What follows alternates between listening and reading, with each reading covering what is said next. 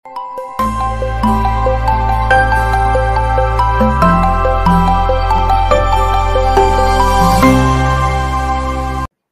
प्रारब्ध पर आप सभी का स्वागत है। मैं अवनीश, हमारे साथ हैं हरिमोहन जी। ज्योतिर्मय बहुत अच्छा चैनल, बहुत वैरायटी ऑफ टॉपिक्स और उस जिस खूबसूरती से कंटेंट जनरेट करते हैं, इसके धनी हैं। खुद को छात्र कहते हैं अध्यापक, और मैं इनका छात्र कहने से खुद को गौरवान्वित महसूस करता हूं। हरिमोहन जी, आपका बहुत बहुत स्वागत है। नमस्कार भैया, इतना सम्मान देने के लिए नमस्कार। वैसे मैं चलो दर्शकों, चलते हैं जरा लेबनान की तरफ। लोग कहते हैं चलते हैं जरा इजराइल की तरफ। और जिस तरीके से यूएन में इजराइल के अधिकारी ने जो सवाल कुछ कड़े पूछे हैं कि साहब बता दो, दुनिया के इन तमाम देशों से जो ज्यूज थे वो कहां गए। मुझे लगता है कि हम भारतीयों को भी इजराइल के उस कथन से खुद को रिलेट कर लेना चाहिए। हमें भी पूछना चाहिए, अफगानिस्तान के हिंदू कहां गए, पाकिस्तान के हिंदू कहां गए, बांग्लादेश के हिंदू कहां जा रहे हैं। ये वर्तमान है।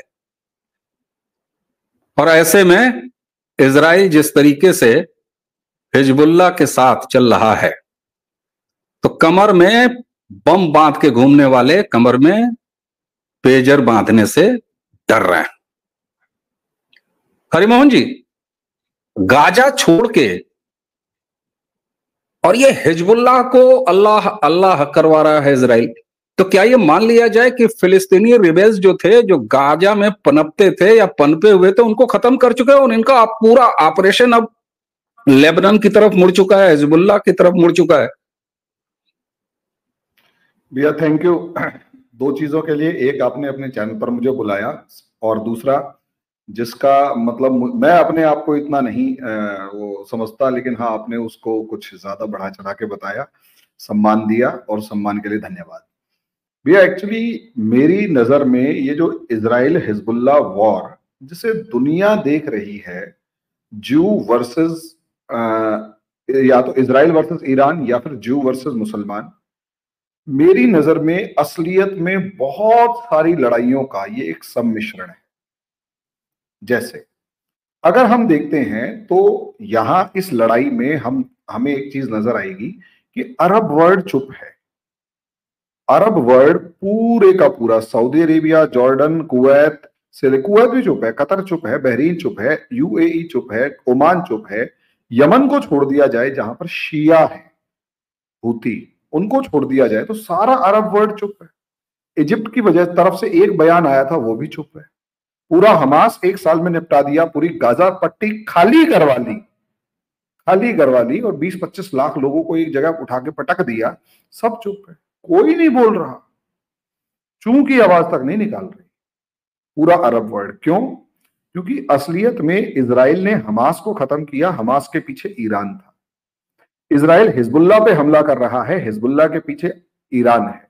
और उससे बड़ी बात, ये जो हिजबुल्लाह शिया आउटफिट है, इसकी असलियत में लेबनान में सुन्नियों से और क्रिश्चियन से लड़ाई हो रही है। तो असलियत में लेबनान खुद डर रहा है कि इस हिजबुल्लाह के चक्कर में हम लोग मारे जाएंगे। और शिया जो है वहां के, वो हिजबुल्लाह के साथ है, और सुन्नी जो है वो ईरान के, इनके हिजबुल्लाह के खिलाफ है। सीरिया के अंदर भी अगर आप देखोगे तो सीरियन फोर्सेस लेबनान के अंदर क्या कर रही हैं, लेकिन सीरियन फोर्सेस लेबनान के अंदर हैं और काफी लंबे टाइम तक रही। अब इसके बाद आप देखेंगे सीरिया के अंदर बशर अल असद जो है वो शिया है।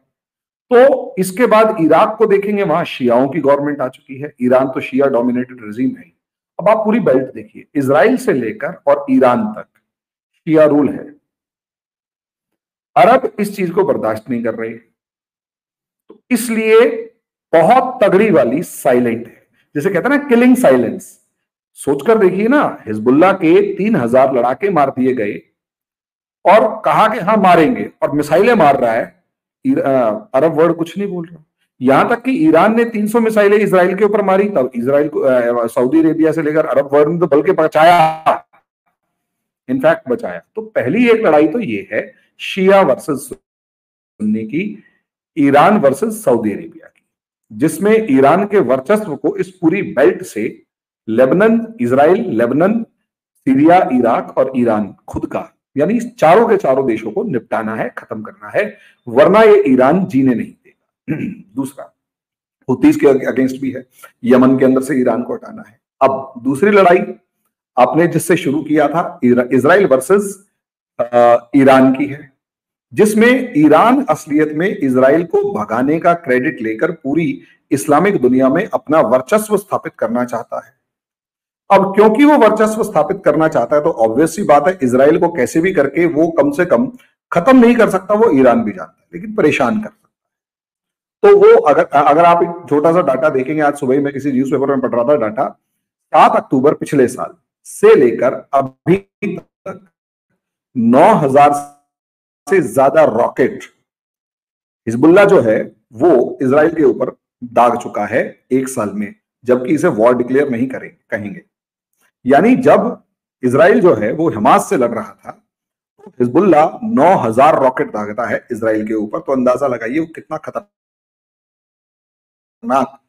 लेवल रहा होगा इजराइल के लिए, एग्जिस्टेंशियल क्राइसिस, वो भी वॉर टाइम के अंदर कितनी तगड़ी रही होगी। अब इसका तीसरा पार्ट अगर आप यहां पर देखते हैं तो जू वर्सेस मुस्लिम, इजराइल वर्सेस ईरान दिखाई दे रहा है, जू वर्सेस मुस्लिम पूरी दुनिया में हो गया है। यानी लड़ाई शुरू हुई थी हमास का इजराइल के ऊपर अटैक से, और इजराइल ने हमास को रिटेलिएट किया।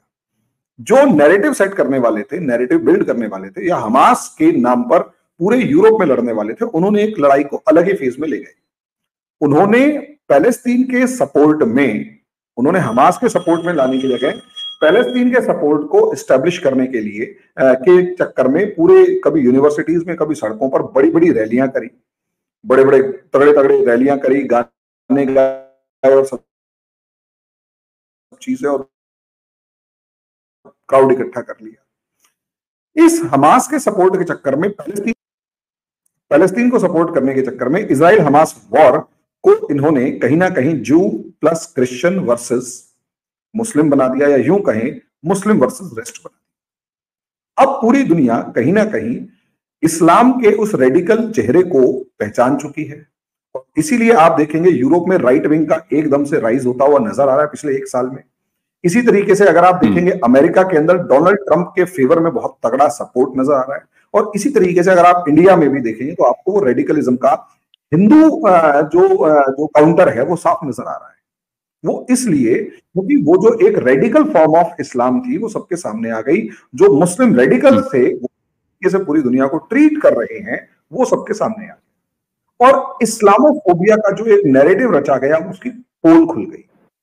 ये मुसलमानों से डर लग रहा है, डरा रहे, उसकी पोल इस तरीके से खुल गई। अब प्रॉब्लम क्या है, इस लड़ाई को अब यूरोप में देखो, ये लड़ाई यूरोप की गलियों में प्रोटेस्ट की फॉर्म में देखी गई, ये लड़ाई यूरोप की, अमेरिका की गलियों में, सड़कों पे, यूनिवर्सिटीज में प्रोटेस्ट की फॉर्म में देखी गई। अब को समझिए, असलियत में एक राइट विंग खड़ा हो चुका है जो साइलेंट सपोर्ट कर रहा है इजराइल को, मार, हम यहां नहीं कर पा रहे, तू मार, और तू जितना मारेगा हम खुश होंगे, मार।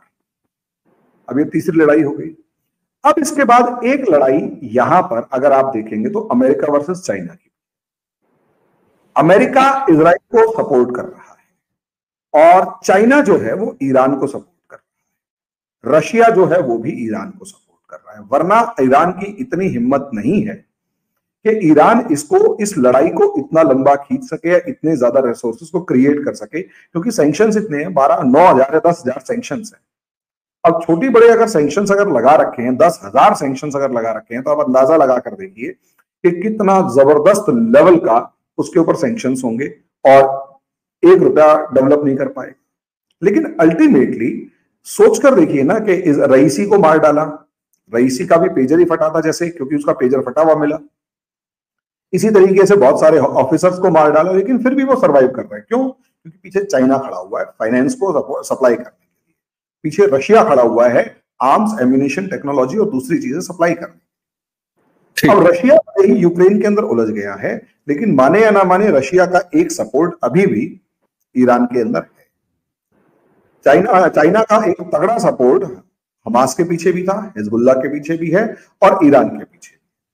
अब आप इसे ऐसे देखिए कि अल्टीमेटली इसी लड़ाई में अमेरिका चाहता है कि ईरान को निपटा के कैसे भी करके इस इलाके पे कब्जा करके इस मिडल ईस्ट में पूरा कंट्रोल एस्टेब्लिश कर लिया जाए, और मिडल ईस्ट में पूरा कंट्रोल एस्टेब्लिश करके चाइना को यहां से बाहर खदेड़ दिया जाए। चाइना चाहता है कि ईरान को कैसे भी करके यहां पर खड़ा किया जाए, और जैसे ही ईरान को यहां पर खड़ा किए रखा जाए तो उससे क्या होगा, ईरान को खड़ा रखेगा तो चाइना, अमेरिका यहां पर उलझा रहेगा, और एक लंबी लड़ाई में अगर उलझ गया अमेरिका, एक तरफ तो यूक्रेन में उलझा हुआ है, एक तरफ वो इजराइल में उलझा हुआ है, अगर इस मिडिल ईस्ट की लंबी लड़ाई में उलझ गया तो अमेरिका चाइना के सामने जाकर खड़ा नहीं हो पाएगा, ठीक है, और अगर होगा भी तो उतनी ताकत से नहीं हो पाएगा, और ताकत से नहीं हो पाएगा तो अमेरिका जो है, चाइना जो है, वो ताइवान से लेकर जापान वगैरह इन सबको वैसे ही हैंडल कर जाएगा।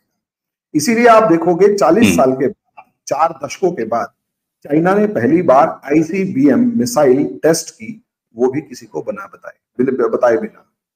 जापान के ऊपर से मिसाइल गई है, अमेरिका की तरफ गई है, बीच में गिर गई है, वॉरहेड्स नहीं थे, लेकिन किसी को बताया नहीं था कि मैं ऐसा कोई टेस्ट करने जा रहा हूं, क्योंकि नो टर्म, जबकि इंटरनेट, बिल्कुल, और जबकि इंटरनेशनल जो लॉज हैं, एक जो म्यूचुअल है, उसमें इस तरह के टेस्ट की जानकारी दी जाती है। यहां तक कि अगर सैनिक युद्धाभ्यास किया जाता है, अभ्यास किया जाता है, तो उसकी भी जानकारी आसपास के देशों को जरूर दी जाती है। अच्छा, यहां पर आपने एक चीज जो एक एंगल सामने रखा कि साहब अरब चुप हैं। एक लाइन पूरी और कर लेने दीजिए भैया, एक लाइन उसके बाद। अच्छा, इसमें एक लाइन और पूरी होगी, फिर उसके बाद कुछ भी सवाल पूछेगा। एक की परमिशन मैं चाहूंगा, बड़े भाई आप, एक लाइन इसमें भी और भी है, एक लाइन और है, वो एक लड़ाई अमेरिका के अंदर खुद भी हो रही है ईरान को लेकर, वो है वेपन इंडस्ट्री की लड़ाई। वेपन इंडस्ट्री की लड़ाई ये है कि वो एक लिमिटेड मैनर में ईरान को पंगे किए रखना चाहते हैं, और बैकडोर से ईरान को एक मैसेज दिए रखना चाहते हैं कि तू थोड़ी थोड़ी मिसाइल और न्यूक्लियर टेस्ट करता रहे, न्यूक्लियर वेपन की खबरें निकालता रहे और मिसाइल टेस्ट करता रहे। उससे क्या होगा, सिंपल, अगर ईरान एक न्यूक्लियर टेस्ट करता है, या न्यूक्लियर, ईरान से लगातार खबरें आती हैं कि जी न्यूक्लियर एनरिचमेंट प्रोग्राम हो गया, ये हो गया, वो हो गया, तो उससे पूरे अरब वर्ल्ड में डर फैला रहेगा, और ईरान अगर एक आधा मिसाइल टेस्ट करता रहेगा, बड़े बड़े वेपन्स बनाने का वो शो ऑफ करता रहेगा, तो सऊदी अरेबिया से लेकर जितने अरब कंट्रीज हैं सबके अंदर डर बना रहेगा, और जैसे ही सबके अंदर डर बना रहेगा, ये सारे के सारे बड़े बड़े बिलियंस ऑफ डॉलर्स के ऑर्डर्स देंगे अमेरिकन वेपन इंडस्ट्री को कि साहब अब हमारे को मिसाइलें बना के दे दो, हमारे को आप हथियार दे दो, एयरक्राफ्ट दे दो, ये दे दो, वो दे दो। अभी भी आप देखेंगे UAE भी दोबारा से अमेरिका से फाइटर जेट्स की बात कर रहा है।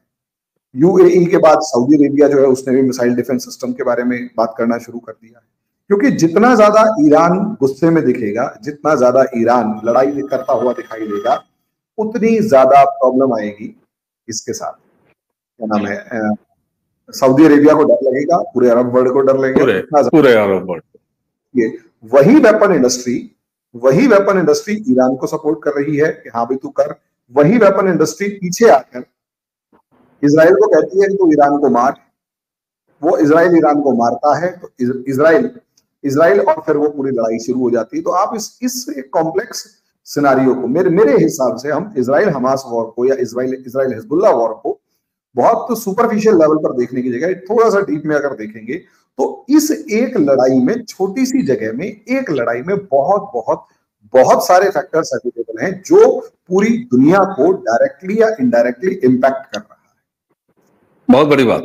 और आपने कहा ना कि बहुत सारे, ढेर सारे फैक्टर इन्वॉल्व हैं, लेकिन इन तमाम बहुवचन वाले फैक्टर के बीच में जो एक फिल्मी गाने की लाइन मुझे याद आ रही है कि मैं ही मैं हूं, दूसरा कोई नहीं। तो अमेरिका के दिमाग की ये जो फितूर है कि सब जगह मैं हूं, उधर भी मैं हूं, इधर भी मैं हूं। और आपने एक बड़ी बात कही कि अमेरिका खुद इस समय जो अपने यहां, उसके यहां जंग चल रही है, वो आर्थिक जंग उनके यहां चल रही है, और मुझे लग रहा है कि ये सारे कंफ्यूजन है। अच्छा, एक चीज आपने जो शुरुआत में बताई थी, तो उससे साफ लग रहा है कि साहब अरब वर्ल्ड चुप है, वाकई शिया और सुन्नी।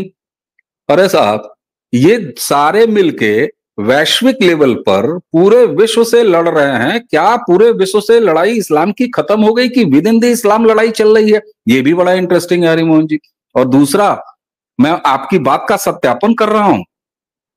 अरब वर्ल्ड चुप है वो तो छोड़ दीजिए, हिजबुल्लाह को दे दनादन दिए जा रहा है इजराइल, और यहां से भारत से और पाकिस्तान से जो सेब गांजा सॉरी मैंने बिंदी लगा दिया, सेब गांजा, ये जो दिन के 15 बार अजानों की तरह जो आवाजें उठती थी वो भी खामोश है। हिजबुल्लाह के ऊपर जो कुछ भी हो रहा है, भारत में भी नहीं, वो ऐसे ही मार्च कर रहा है तो वो देखिए आप दूसरा बहाना लेके मार्च कर रहा है। यहां भाईजान क्यों नहीं अब चिल्ला रहे हैं सेब हिजबुल्लाह, या अल्लाह सेब हिजबुल्लाह, ऐसा कुछ सुनाई नहीं दे रहा है। तो आपने जो बात कही कि शिया वर्सेस सुन्नी, तो अब ये भाईजान पूरी दुनिया में दूसरे धर्मों दूसरे मजहबों से लड़ने के बाद क्या जीत चुके हैं या हार चुके हैं कि जो खुद ही लड़ रहे हैं? आपने भारत के परिप्रेक्ष्य में पूछा है ना भैया। देखिए एक्चुअली क्या हुआ है कि पूरी दुनिया में सबसे पहली बात तो हमें इस चीज को समझना पड़ेगा कि भारत का मुसलमान पढ़ा लिखा नहीं है, ये अशराफिया के कब्जे में है। और अशराफिया जो है वो दुनिया के दूसरे मुसलमानों से जानबूझकर इनका एक लिंक इस्टेब्लिश करके इनको कहीं ना कहीं देश से अलग कर देता है, और उसके बाद एक पार्टी बना लेता है, अपना एक ग्रुप बना लेता है, उसके एक न आवाज में मस्जिदों से अजान में या कैसे भी करके हजारों की भीड़ इकट्ठी करने का एक दावा कर देता है और वो ताकत दिखाई दे जाती है। अब प्रॉब्लम क्या आई है कि असलियत में भारत के मुसलमानों के बीच में, भारत के मुसलमानों को मुसलमान से मतलब नहीं है, हमें ये समझना होगा। भारत के मुसलमानों को फिलिस्तीन से मतलब इसलिए है क्योंकि 1920 के बाद से गांधी जी के टाइम पर भी जब ये फिलिस्तीन के अंदर अरब बढ़ने लगे थे और पहला दंगा 1920 के आसपास हुआ था, तो फिलिस्तीन का मुद्दा उभर के आया था। और उससे पहले तुर्की का मुद्दा उभर के आया था, जब गांधी जी ने असहयोग आंदोलन में मुसलमानों का साथ देने के लिए जो टर्की के खलीफा के जो डिथ्रोनमेंट था उसको सपोर्ट किया, उसको अपोज किया था और मुस्लिम्स का समर्थन किया था। तो असलियत में भारत के मुसलमानों को, और वहां पर जो खिलाफत आंदोलन भी चला था उसका दूर दूर तक कभी भी कहीं पर भी कोई भी भारत के मुसलमान से लेना देना नहीं था, वो केवल और केवल विदेशों के अंदर जो ताकतें थी उनसे लेना देना था। तो भारत में तुर्की, ऑटोमन एम्पायर, और उसके बाद तुर्की के बाद एक मुद्दा फिलिस्तीन भारत के मुसलमानों को हमेशा दिया गया। मुस्लिम ब्रदरहुड भारत के अंदर ज्यादा पनपाया गया और एक बहुत ऑर्गेनाइज्ड मैनर में इस तरीके से पनपाया गया कि भारत के मुसलमानों को अपनी चिंता ना रहे, भारत की तो बिल्कुल भी ना रहे, हिंदू दुश्मन दिखाई दे। लेकिन सवाल यह वो लड़ किसके लिए रहा है, तो उसको एक उद्देश्य तो देना था, वो उद्देश्य दिया था हिजबुल्लाह के नाम, सॉरी हमास के नाम पे, फिलिस्तीन के नाम पे, कि हम फिलिस्तीन को आजाद कराएंगे फिलिस्तीन की। अब प्रॉब्लम इन बेवकूफों के साथ, इन ये बहुत सारे जो है ना, मतलब वो जो सरतन से जुदा गैंग है, ये सारे बेवकूफी है। इन सरतन से जुदा गैंग की बेवकूफी ये है कि इन्हें पता ही नहीं कि हमास क्या था, फिलिस्तीन क्या था। उनके लिए हमास तो था ही नहीं। और हमास ने जिस तरीके से 7 अक्टूबर को ब्रुटैलिटी दिखाई, इजरायली औरतों को बिना कपड़ों के घसीट के ले जाना, बच्चों को मारना, वो इन सब ने विक्ट्री की तरह सेलिब्रेट किया कि हमने विक्ट्री की है, ठीक है। और इनकी उस बेवकूफी की वजह से पूरी दुनिया इजराइल के पक्ष में खड़ी हो गई और हमास के विरोध में। जिस तरीके से हमास ने सेलिब्रेट किया, और उनके सेलिब्रेशन को इंडियन मुस्लिम्स ने भी इंडिया में, पाकिस्तान में, बांग्लादेश में या दुनिया की कहीं भी जगह पर उन्होंने सेलिब्रेट किया। उन्होंने इजराइल को एक विक्टिम की तरह भेजा, वो मतलब इजराइल को विक्टिम की तरह नहीं, एक एग्रेसर की फॉर्म में देखा कि अच्छा हुआ पहली बार एक एग्रेसर को इतनी बुरी तरह मारा गया। उसमें औरतें बच्चे मारे गए तो उसको भी जस्टिफाई किया। और एक मोहतरमा भारत की एक बड़ी जानी मानी पत्रकार है, वो तो यहां तक लिखती है कि क्या पता वो लड़की जिस ड्रेस में दिखाई दी उसी ड्रेस के अंदर वो घूम रही हो, क्योंकि यहाँ क्रिश्चियंस में और जूस में इतनी नग्नता तो इनकी सामान्य है, तो उसको वैसे ही उठाकर ले गए हो। मतलब जस्टिफाई कर रही थी उस औरत को, उस तरीके से पैरों के नीचे कुचलते हुए बांध के ले जाना, वो जस्टिफाई कर रही थी। चलो ठीक है, मैं उसे बात में, लेकिन आप समझिए इन इजराइल हमास वॉर में, या खासकर इजराइल फलस्तीन वॉर में, फलस्तीन या गाजा के अंदर जो भी हुआ, उसने एंटी मुस्लिम माइंडसेट एक डेवलप तो कर दिया, इसमें कोई दो राय नहीं। और मेरा पता नहीं क्यों मानना, मैं बहुत स्ट्रांगली मानता हूं कि जो भारत में इस बार वोट पड़ा, वो जो बीजेपी की जो एंटी बीजेपी लहर थी ना भारत में, बीजेपी की, जो राहुल गांधी क्रिएट करने में एक तरीके से दिखाई दिया कि कामयाब हुआ है। मेरा अपना मानना यह है कि गाजा फिलिस्तीन वॉर में कहीं ना कहीं उसके उस हथियार को कुंद किया, मोदी की नेगेटिविटी को कुंद किया, कमजोर किया।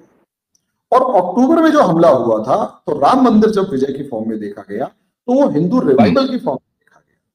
तो एक बड़ा सेक्शन अभी भी ये मान रहा था, भले ही वो थोड़ा सा नाराज था किसी ना किसी मामले में, लेकिन अभी भी ये मान रहा था कि ये लोग हमारे लिए काम कर रहे हैं। मोदी सरकार 4 जून को आए रिजल्ट यही रीजन है कि वो 200 से नीचे नहीं जा, 240 से नीचे नहीं जा पाए। पूरी ताकत लगाने के बाद भी 240 पर अटके। इस फैक्टर को हम कभी डिस्कस ही नहीं करते। एक इंटरनेशनल फैक्टर भी उस टाइम पर काम कर रहा था, साइलेंट था लेकिन कर रहा था, कम शहरों में या जागरूक नागरिकों के बीच में काम कर रहा था। और उन नागरिकों के बीच में खासकर जिनका कभी ना कभी किसी ना किसी तरीके से रेडिकल मुस्लिम्स से पाला पड़ा है। इसी उन्होंने ये सब चीजों को साइडलाइन करके बीजेपी को सपोर्ट किया। लेकिन इसका एक नेक्स्ट लेवल देखिए, मेरा मानना ये है, इसका नेक्स्ट लेवल ये था कि भैया असलियत में भारत में 4 जून को जो बम फटा, एक तरीके से बम ही फटा था वो, और आप और हम रो भी पड़े थे, तो बम फटा, आंसू निकल रहे थे कि यार ये हुआ क्या। इसने बीजेपी के अंदर ही एक ऐसा माहौल खड़ा कर दिया, एक ऐसी फोर्स खड़ी कर दी जो साफ तौर पर कह रही थी सबका साथ सबका विश्वास, ये नहीं चलेगा चले। और साइलेंटली मोदी ने भी समझ लिया कि भाई ये नहीं चलेगा। क्योंकि मैं इस चीज का सपोर्टर हूं, मेरे से भी किसी ने पूछा भी था तो मैंने उन्हें बताया था कि अल्टीमेटली, और उनको बताया था कि देखिए अल्टीमेटली प्रॉब्लम ये थी कि बीजेपी के पास पीएए एनआरसी का अच्छा खासा मुद्दा था जो 4 साल तक उसे भुनाए रखना था, लेकिन इन्होंने 4 साल उसे ठंडे बस्ते में डाल दिया। और जब उन्होंने एकदम से वो सीए एनआरसी का मुद्दा निकाला तब तक वो इतना ठंडा पड़ चुका था कि लोगों को मतलब ही नहीं रह गया। और 12-13 बंदों को नागरिकता देके तुम तोप नहीं चला लेते। तीसरी बात, अब इसका 4 जून को अगर आप देखेंगे, लास्ट 4 जून को अगर आप देखेंगे तो 4 जून के बाद बीजेपी भी एग्रेसिव उसमें आई है। जब वो योगी वर्सेस मोदी का ग्रुप चला, लखनऊ वर्सेस दिल्ली चला, तो उसमें भी कहीं ना कहीं वो एग्रेशन आई। और बहुत सारे जो नेता थे वो एकदम से निकल के आए जो कहते भैया सबका साथ सबका विकास नहीं चलेगा। इन्होंने दुश्मन माना है तो कम से कम इनका साथ नहीं देंगे, विकास नहीं करेंगे, जो भी है जो साधारण चीजें वो तो मिलेंगी, लेकिन हम ज्यादा बहुत कुछ नहीं करेंगे। और उस चीज का बिल्कुल है अगर आप देखेंगे। और जितना, और तीसरा, राहुल गांधी फैक्टर को हम इग्नोर नहीं कर सकते। राहुल गांधी फैक्टर ने, राहुल गांधी की राजनीति ने, उसकी कास्ट सेंसस की राजनीति ने भी बीजेपी को अपना यूनाइटेड हिंदू वोट बैंक पे डरता हुआ दिखाई दे रहा है। इसीलिए असलियत में एक सिचुएशन क्रिएट हो गई कि भारत के मुसलमान को ना चाहते हुए भी वक्फ बोर्ड से लेकर, नजूल जमीन से लेकर, अकबरपुर से लेकर, जो झुग्गियां तोड़ी थी जो लखनऊ के अंदर, उससे लेकर हर मामले में उलझना पड़ रहा है। और वक्फ बोर्ड के ऊपर अटैक तो ये अशराफिया जो है उसकी कमर तोड़ने जैसा अटैक। तो अब ऐसी सिचुएशन को हमें और आपको समझना पड़ेगा कि ये भारत के मुसलमान अपनी खुद की जो जमीन है, खासकर ये अशराफिया जो है, वो खुद की जमीन बचाने में इतना ज्यादा उलझ गया है, इतना ज्यादा उलझ गया है कि इसे अब समझ ही नहीं आ रही कि हिजबुल्लाह पे, मतलब दोनों तरफ से बज रहा है ना, वो घर में भी बज रहा है तो बाहर जो बज रहा है उसकी चिंता करें, अपने घर की चिंता करें। भैया सीधी सी बात है, एक पड़ोसी की धुनाई हो रही है, पड़ोसी, ठीक है, अब वो पड़ोसी की धुनाई से बचे या जो अपना पिछवाड़ा लाल हो रहा है उसको बचाए। तो सवाल ये, अपने समस्या आ रही है उसके अंदर वो घबराया हुआ है। और ओवैसी तभी आप देखोगे ना, वो वक्फ बोर्ड पे बोले या हिजबुल्लाह पे बोले, तो वक्फ बोर्ड पे बोल रहे हैं। और यहाँ बिल्कुल ठीक बात है। और हमारे प्रधानमंत्री एक मलहम लगा के आए, अमेरिका के अंदर फिलिस्तीन का जो हेड ऑफ द स्टेट था उससे मिलके आए। अब वो इनको बेचारों को समझ में नहीं आ रहा करे क्या। हिजबुल्लाह पे बोले तो हिजबुल्लाह तो आतंकवादी संगठन है, 9000 मिसाइलें दाग चुका है। फिलिस्तीन के हेड से मिलके आ गए, हमास खत्म हो गया, यानी तलवार तोड़ते ही नेता बच गया। अब बिल्कुल ठीक बात है। और प्रधानमंत्री जी, अब प्रधानमंत्री किसी को नहीं छोड़ते, यूएस में वो बाकी सबसे मिले, जेलेंस्की से भी फिर दोबारा मिलके चले आए। तो ये नरेंद्र मोदी जी का खैर अपनी शैली है। और एक चीज आज की इस पूरी चर्चा में हरिमोहन जी, आप दर्शक भी ध्यान देते हैं कि मैं किसी भी दुनिया की समस्या पर बात कर लूं, उसको लाके अपने देश यानी भारत, हमारा इससे क्या रिश्ता है, इस पर जरूर खत्म करने की कोशिश करता हूं, प्रयास करता हूं। आज हरिमोहन जी, आपने जिस तरीके से इसको गाजा और हिजबुल्ला और सारी जगह से निकाल के लाके भारत से उस संदर्भ को जोड़ दिया। ये बड़ा खूबसूरत रहा। आज मेरा काम आपने वीडियो के अंत में किया, इसके लिए आपका बहुत बहुत धन्यवाद। तो दर्शकों, आखिर ये अंतर क्या है कि भारत में सेफ गाजा की आवाजें नहीं निकलती। क्या गाजा सेफ हो गया या गाजा खत्म हो गया? तो वो कहानी सामने आ गई। हिजबुल्लाह पे दे दनादन याद ही नहीं आ रही है मुस्लिम ब्रदरहुड को।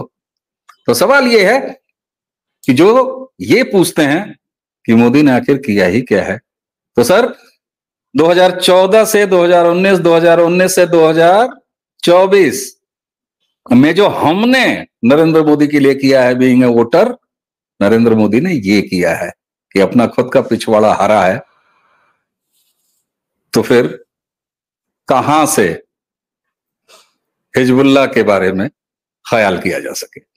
लेकिन उसी के साथ हमें मैसेज है कि अगर संकल्पता दिखानी हो, अपनी पहचान और खुद की अस्मिता के लिए लड़ाई लड़नी हो, तो इजराइल मेरे भाई तुमको सलाम, इजराइल को सलाम बनता है जी। लास्ट में कंक्लूडिंग फॉर्म में एक चीज जरूर कहूंगा, जो लोग ये पूछते हैं कि मोदी ने इतने साल में किया ही क्या है, अगर मोदी ने जो किया है अगर ये नहीं होता ना, तो पॉसिबली अब तक आप ये सवाल पूछने की सिचुएशन में ना होते और बांग्लादेश के अंदर जो हुआ पॉसिबली उससे बुरा हो चुका और अब तक एक सिविल वॉर छिड़ चुका होता साइलेंटली, आपको पता भी ना लगता, आपके अंदर से आपके नीचे से आपकी जमीन खींच चुकी। और ये जो फोर्सेस थी जिन्हें मोदी ने घुटनों के बल ला दिया, घुटनों के बल, और ये जो उबाल है इस्लामिक फोर्सेस का भारत में, मुसलमानों का भारत में, ये अंतिम है। इस 5 साल में मुसलमान ये उबलना छोड़ देंगे, लड़ाई नहीं होगी, दंगा नहीं होगी। कि उस नब्ज के ऊपर इतनी जबरदस्त तरीके से हिट किया है कि इनके फाइनेंशियल सोचकर देखिए, 9 लाख एकड़ जमीन, उसके बाद आपने न जाने कौन कौन से वो क्या नाम है सारी चीजें, वो क्या कहते हैं हलाल इकोनॉमी से लेकर सारी इकोनॉमी, सोचकर देखिए इतना बड़ा एक पैरेलल सिस्टम खड़ा कर दिया। उस पैरेलल सिस्टम की कमर तोड़ दी। रही सही कसर आप कुछ नहीं पूछ रहे, अब सिर्फ नाम पूछ रहे हो और सामने वाला घबरा रहा है कि मैं नाम नहीं बताऊंगा, आप कागज मांग रहे हो कागज। तो ये करना, तुम यहाँ इससे पहले की कितनी सरकारों की औकात होती थी, नाम पूछ रहे और कागज दिखा दे। अरे उनके साथ घुटनों के बल बैठ के, उनके सामने घुटनों के बल बैठ के भीख मांगते हो। बिल्कुल बिल्कुल सर, बिल्कुल राष्ट्रपति और देश का जी हरिमोहन जी, देश का इतिहास यह भी देख रहा है पहली बार इतिहास में कि लाल किले की प्राचीर से 15 अगस्त को कोई भारत का प्रधानमंत्री हिंदू की प्रताड़ना पर बोल रहा है और हिंदू शब्द का उच्चारण कर रहा है, जिस हिंदू को इसी देश में, हिंदुओं के देश में गाली बना दी गई थी। तो ये आज की चर्चा रही। दर्शकों, हमें उम्मीद है कि ग्लोबल स्थिति उसमें हाय रे अल्लाह, हाय रे हिजबुल्लाह, वहां से लेके सेब गांजा, सॉरी मैं बार बार गांजा पे पता नहीं क्यों बिंदी लग जाती है मुझसे, मैं माफी चाहता हूँ। सेब गांजा मुसलमानों के लिए गांजा ही था, भारत के मुसलमानों के लिए गांजा ही था। आप ओके। तो दर्शकों, ये रही चर्चा। हाँ, हमें उम्मीद है कि आज की ये चर्चा आपको पसंद आई होगी। हरिमोहन जी, आपको बहुत बहुत धन्यवाद। दर्शकों, इसी के साथ हमें और हरिमोहन जी दोनों को आज्ञा दीजिए। नमस्कार, प्रणाम।